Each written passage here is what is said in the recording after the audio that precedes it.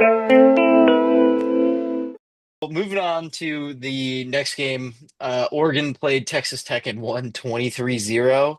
And you know what? I've got a very strong opinion on this. Okay. Oregon, I picked Oregon, okay? They dominated. But Dan Lanning is a idiot like head coach. He is going for it on every fourth down imaginable against an offense that cannot score against him. He could have literally gotten one field goal this entire game and won the game. Okay. That is how good his defense was playing. This dude was going for it on every fourth down available and putting his defense with a shorter field than they have to for no reason. I just like even though they dominated and they won and like it was never close, I was so annoyed by the way that Lanning managed this game, and I 100% believe it will cost them in the future rounds. So on or please go. There was a Seahawks uh San Francisco game that just happened last night.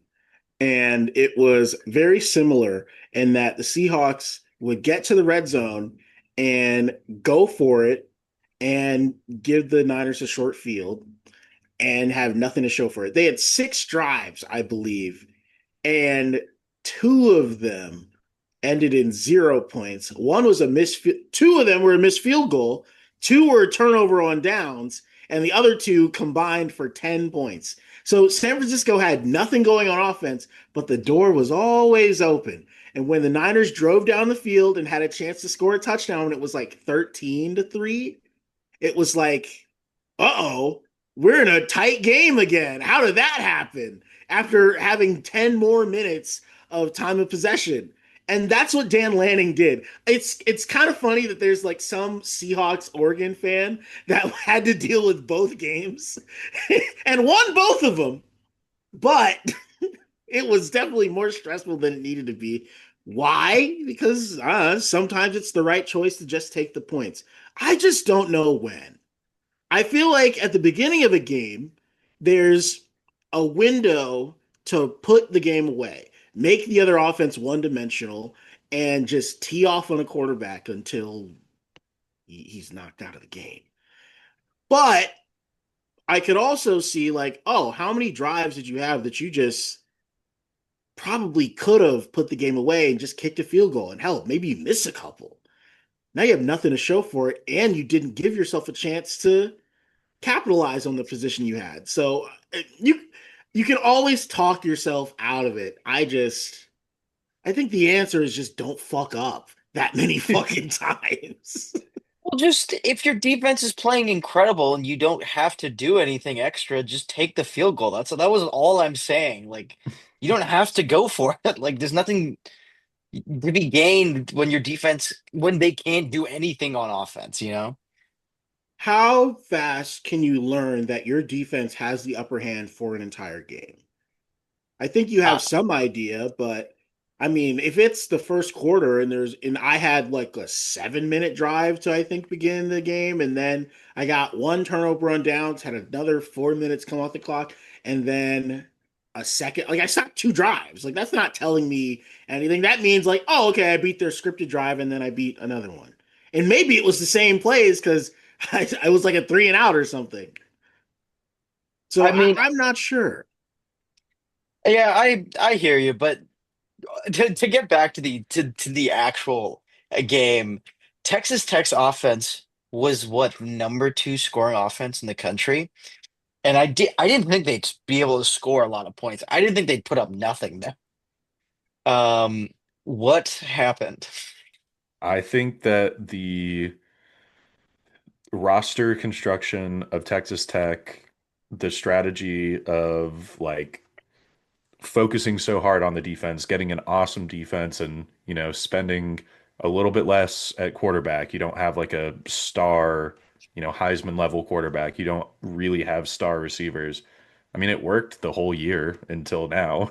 And their defense showed up and played really well and allowed 16 points before garbage time. I mean, Mhm. but I think that they were limited because of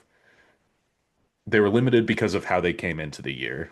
And, I think maybe that kind of philosophy is just going to change because if you're getting into the playoff, you're going to have to play 3 games in a row against probably teams with elite defenses. Yeah, if your Texas Tech was this a disappointing season that you lost 20, that you got shut out in your playoff game, because I kind of feel like it would feel that way to me. Yeah, I think the manner of losing is what makes it a disappointment because I mean other than that, you look at it, you ran through the Big 12, you won the championship and you got the first round bye, but then getting shut out, yeah, is just it leaves a sour taste in your mouth and you're gonna have to sit with that for 8 months. Yeah, the Big 12 needed a playoff win. There haven't been too many, and now, oops.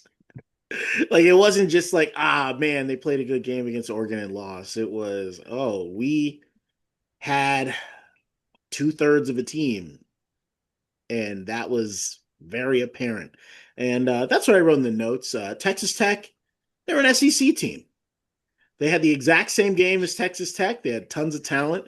They had a really good defense and an offense that was productive but inconsistent with a quarterback that should probably be replaced. Uh, Welcome to the SEC. Don't get any ideas, though. Yeah, on the flip side, if you're Oregon, okay, if I'm sure Oregon fans feel amazing.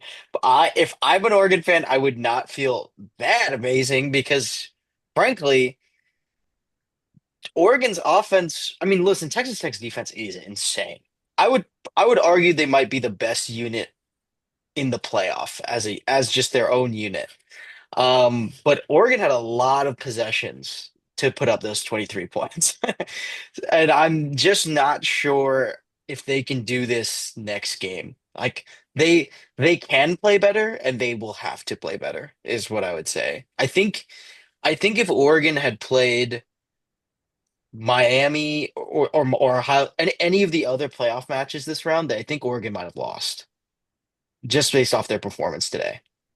So Yeah, that's just I yeah. think I agree with that.